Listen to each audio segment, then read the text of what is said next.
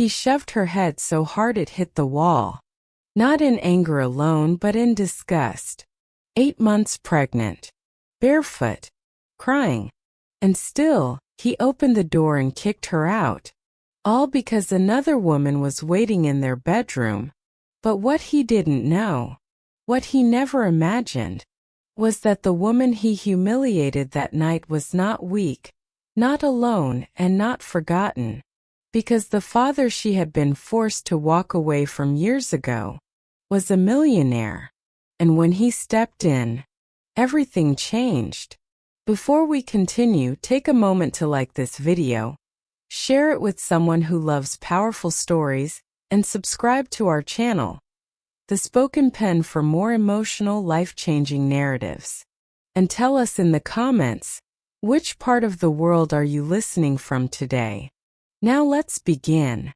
Maya never imagined her marriage would end with a slammed door and the sound of laughter from inside the house she once called home. The night air was cold against her bare arms. Her hands trembled as she rested one on her swollen belly, instinctively shielding the life inside her.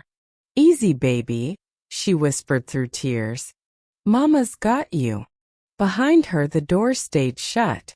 No apology. No regret. Just silence. 3 years earlier, Maya had believed she was the luckiest woman alive. She had married Daniel Carter, a charming, ambitious man with a confident smile and big dreams. He wasn't rich, but he was convincing. He promised her security, love, and a future built together. Back then she didn't need luxury. She only wanted peace. Maya came from wealth, but not the kind that made headlines. Her father, Richard Hale, was a self-made millionaire in real estate and logistics. Powerful, disciplined, respected, but also controlling. When Maya told him she was in love with Daniel, Richard didn't yell. He simply said, "That man will use you." Maya walked away anyway. She chose love over money, pride over privilege. And for years she refused to take her father's calls. At first, married life felt like freedom. Daniel was attentive, protective, proud to call her his wife. But slowly things changed. Compliments became criticism. Concern became control. "You don't need new clothes. Why do you talk so much? You're lucky I married you." And Maya, raised gentle, raised obedient, learned to stay quiet. When she got pregnant, she hoped it would fix everything. Daniel smiled for the photos, held her hand in public. But behind closed doors, resentment grew. Medical bills, doctor visits, slower days. "You're always tired now," he snapped one evening. "I'm carrying your child," she replied softly. He rolled his eyes. That was when she felt it. The shift. The mistress came later. Her name was Amber. Younger, louder, flashier. Maya didn't even know at first. She just noticed Daniel guarding his phone, coming home late, showering immediately, and then the perfume. One night, Maya asked quietly, "Is there someone else?" Daniel laughed. "You're paranoid." The truth exploded weeks later. Maya came home early from a prenatal appointment, and there Amber was, sitting on Maya's couch wearing Maya's robe. Daniel didn't deny it. He didn't apologize. Instead, he said the words that broke her. "She understands me. You don't anymore." That night turned violent. Not bloody, not graphic, but cruel. Daniel shoved her away when she begged him to stop. "You're useless now," he said coldly. "All you do is complain." Then he opened the door. "Get out." And just like that, Maya was homeless, pregnant, heartbroken, and terrified. She stood on the sidewalk for hours, unsure where to go. Friends were distant. Embarrassment held her back. and the one number she had sworn never to dial was the only one left. Her father. Maya stared at her phone, tears blurring the screen. "I don't deserve his help," she whispered. But her baby kicked. And in that moment, pride no longer mattered. Survival did. She pressed call. Richard Hale answered on the first ring. "Maya." Her voice broke. "Dad, I need help." There was silence. Then his voice, steady, controlled but shaking underneath. "Where are you?" And far away, in a quiet penthouse office overlooking the city, a man who had built empires closed his laptop, not as a businessman, but as a father. Richard Hale did not ask questions on the phone. He didn't demand explanations. He didn't say, "I told you so." He only said 4 words, quiet, controlled, unmistakably final. "I'm coming now." Within 40 minutes, a black luxury SUV pulled up beside Maya on the dimly lit sidewalk. The driver stepped out first, opening the back door. Then Richard Hale emerged. Tall, broad-shouldered, impeccably dressed in a charcoal coat that looked out of place against the cold pavement. For a moment, Maya didn't recognize him. He looked older than she remembered. But when his eyes met hers, and then dropped to her swollen belly, something in him cracked. He crossed the distance in 3 strides. "My God," he whispered. Maya collapsed into his arms. For the first time since the door had slammed behind her, she allowed herself to sob. The drive to the penthouse was silent. Maya sat wrapped in a blanket, hands folded protectively over her stomach. Richard sat beside her, jaw tight, eyes forward. Not once did he check his phone. Not once did he speak. But inside his chest, something ancient and violent stirred. At the penthouse, staff moved quietly and respectfully. A guest room was prepared immediately. A doctor was called. Warm soup was brought. When Maya finally lay down on the bed, exhaustion overtook her like a wave. She slept. Richard did not. He stood by the floor-to-ceiling windows, overlooking the city he ruled in contracts and signatures. And he listened to the full story, every shove of words, every insult, every humiliation, the affair, the expulsion, the indifference. By the time Maya finished, his hands were clenched into fists. "You never told me things were this bad," he said quietly. "I didn't want to prove you right," she replied. That answer hurt him more than anything else. The next morning, Maya woke to sunlight and silence.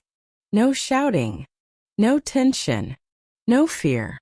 She cried, not from sadness but from relief. Downstairs, Richard was already working. Not on business. On Daniel. Daniel Carter woke up that same morning feeling victorious. Amber lay beside him, scrolling through her phone. "So," she said lazily, "when are you putting my name on the lease?" Daniel smirked. "Soon. Just let me clear some things." He felt powerful, free. What he didn't feel was watched. At 10:17 a.m., Daniel's bank app froze. He frowned and refreshed it. Error. At 10:22 a.m., his credit card was declined at a coffee shop. At 10:30 a.m., his phone rang. Unknown number. "This is Daniel Carter." "Mr. Carter," the voice said calmly. "This is the legal department of Hale Financial Holdings." Daniel blinked. "Hale who?" "We'd like to discuss the outstanding liabilities connected to your startup." Daniel laughed nervously. "I think you have the wrong person." The voice did not laugh back. By noon, Daniel's world began to tilt. A major client pulled out. A pending investment vanished. A supplier demanded immediate payment. Amber watched from the couch, irritation growing. "What's going on?" she asked. "Just business stuff," Daniel snapped. But for the first time, fear crept into his voice. Meanwhile, Maya sat with her father in the penthouse kitchen. He poured her tea. "Your health comes first," he said. "Everything else is noise." "Dad, what are you doing?" she asked carefully. He looked at her then. Not angry, not vengeful, protective. "I'm making sure no one ever touches you like that again." That afternoon, Daniel finally Googled Richard Hale. The color drained from his face. The articles, the net worth, the board seats, the influence. And then it clicked. Maya.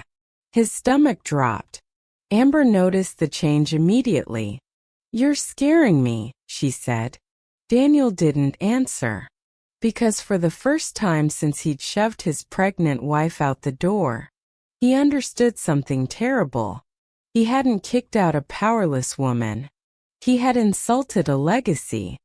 At 4:45 p.m., Daniel received a final call. "This is Mr. Hale," the voice said. Daniel's mouth went dry. "Sir, you will come to my office tomorrow at 9 a.m., Richard said calmly. "You will listen. You will speak only when asked. And you will remember this conversation for the rest of your life."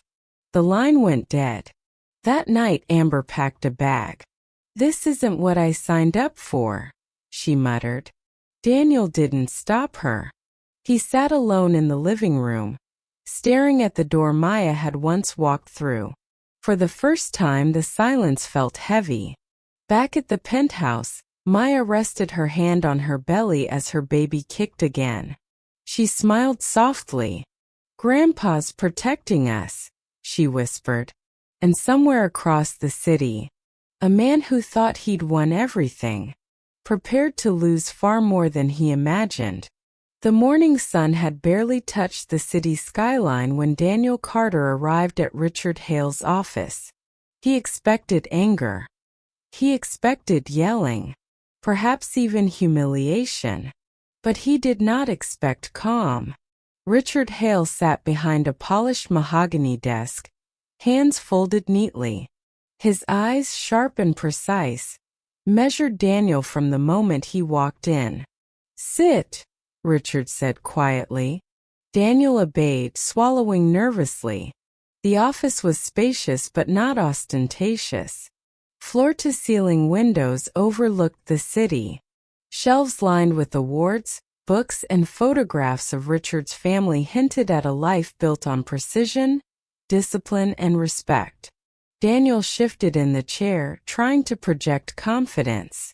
"I understand you have concerns, sir," Daniel began. Richard's gaze didn't waver. "Concerns? You shoved a pregnant woman into the street. That's not a concern. It's a crime of character." Daniel froze. I made a mistake," he stammered. "It wasn't." Richard raised a hand. "Not a mistake. A choice. And choices define men." Daniel's face turned pale. "You have business ventures, assets, plans," Richard continued. "But none of that matters if your foundation is rotten. You humiliated a woman who carries your child. You humiliated a family. And you thought you were untouchable." Daniel tried to speak, but the words died in his throat. Richard leaned back slightly, calm now, almost serene. "You will listen carefully," he said, "because I do not repeat myself." He tapped a file on the desk. "This is everything. Every property, every account, every contract in your name. Effective immediately, I have frozen access.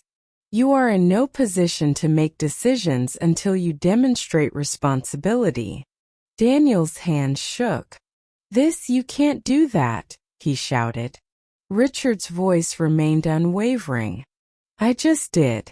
You have threatened a life. You have shown who you truly are. Now you will face the consequences. Amber, meanwhile, waited nervously in Daniel's apartment. Her glossy smile had disappeared. She didn't know how to negotiate with a man like Richard Hale. Someone who commanded not through threats but sheer presence. Amber whispered into the phone. "Daniel, what's happening?" Daniel's voice quivered. He's taken everything." "What do you mean?" she asked. Daniel had no answer. For the first time, he understood what fear felt like when money could not shield him. Back in the office, Richard leaned forward.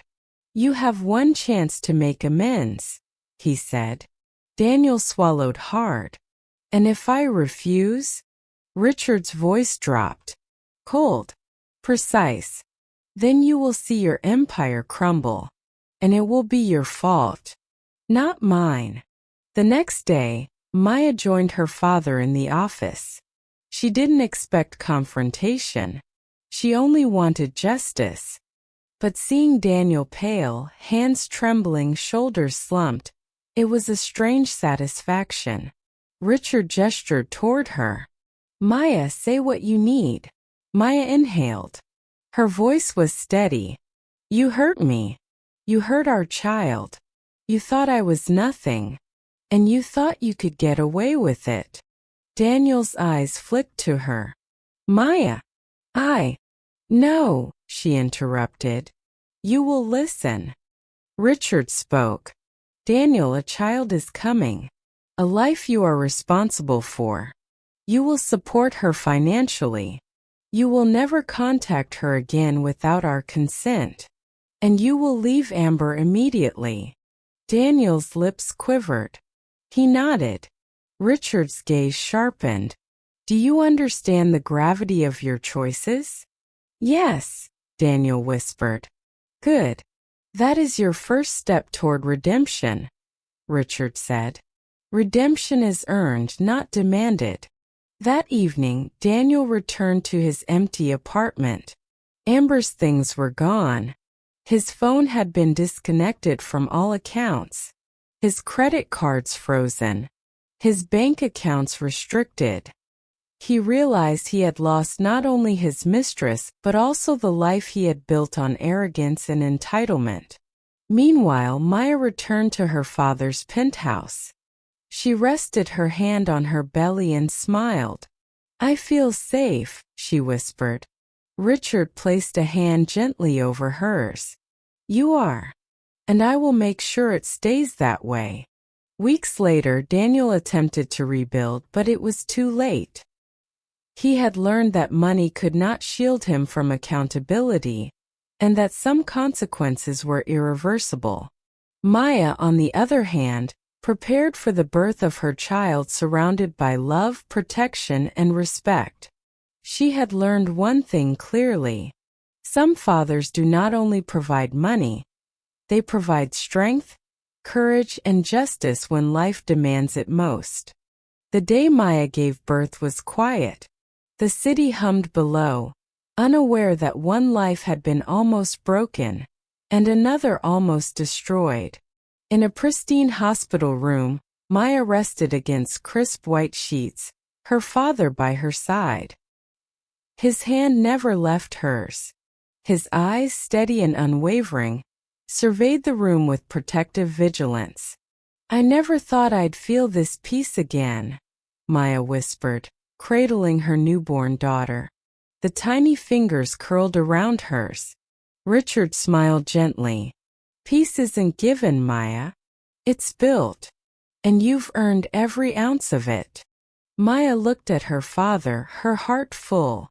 After everything, abandonment, humiliation, and fear, she had returned to the person who had always seen her, truly seen her.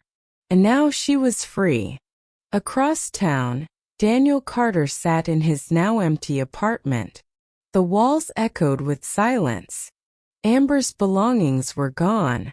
His phone, his bank accounts, and his pride frozen. He scrolled through his emails, seeing a chain of notices from Richard Hale's legal team. a termination of business partnerships, a suspension of access to joint ventures, immediate accountability for every pending obligation. For the first time in his life, Daniel felt powerless. The man he had underestimated, the father of the woman he had humiliated, had dismantled his world without lifting a finger in anger. The lesson was clear. Arrogance and cruelty never go unpunished. Meanwhile, Maya began her new life. She moved into her father's penthouse, not as a dependent, but as someone protected and empowered. Richard arranged for her prenatal care, legal protection, and counseling, ensuring she would never again be vulnerable to the cruelty she had endured. Emily, a close friend from Maya's early years, visited often. Together they prepared for the arrival of the baby, setting up a nursery with warm light, soft blankets, and the kind of love money could never buy. Maya whispered to her unborn child every night, "You are safe. You are loved. And you will know that the world can be kind, even when people fail you." When the baby arrived, it was a quiet, beautiful morning. Maya held her daughter close, feeling a strength she hadn't known she possessed. She thought of Daniel, not with anger but with clarity. He had shown her the limits of power and the true meaning of respect. Her father watched silently, tears glinting in his eyes. "You've endured so much," he said softly. "But look at you now. You are stronger than anything he could ever throw at you." Maya smiled. "Because I had someone who never stopped believing in me." Richard squeezed her hand. "And you will always have me." Weeks later, Daniel attempted to reach out. Emails, phone calls, even a personal visit, but he was met with firm boundaries. Every attempt reminded him that he had lost more than wealth or status. He had lost trust, respect, and the life he had once taken for granted. Maya, meanwhile, thrived. She enrolled in community programs, shared her story in safe spaces, and became an advocate for women who had been victimized by partners who thought power and money gave them the right to hurt. Her life became a symbol, not of revenge but of resilience, justice, and hope.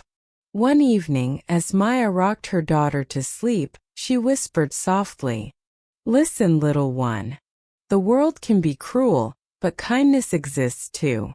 There are people who will protect you, who will teach you right from wrong, and who will never let anyone push you aside.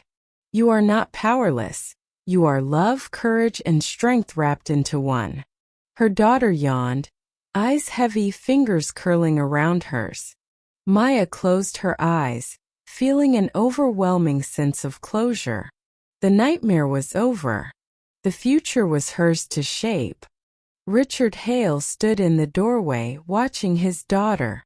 He had always known Maya was strong, but seeing her now with a child in her arms, calm, determined, and radiant, he understood the depth of her resilience. "You've done well," he said quietly. Maya looked up, smiling. "I had a teacher," she replied softly. Richard's eyes glimmered. "And now you are your own." Months later, Daniel Carter's empire had crumbled. He had learned, too late, that power without integrity is meaningless. Every deal he attempted to salvage fell through. Every connection he had used to manipulate others disappeared. Maya, on the other hand, grew stronger with every day. She rebuilt her life, not out of vengeance but out of vision and courage. Her story became one of empowerment, reminding women and men alike that dignity, protection, and self-respect are priceless. And in the heart of her home, a little girl slept peacefully, never knowing the cruelty her mother had endured, but feeling only love and security. Sometimes the people we underestimate carry the greatest strength. Justice is not always immediate, but it always arrives. Power and money cannot protect cruelty, they only magnify it. True protection comes from love, courage, and those who refuse to stand by while injustice occurs. If this story touched your heart, please like the video, share it with your friends and family, and subscribe to The Spoken Pen for more inspiring, emotional stories. And we'd love to know, from which part of the world are you listening today?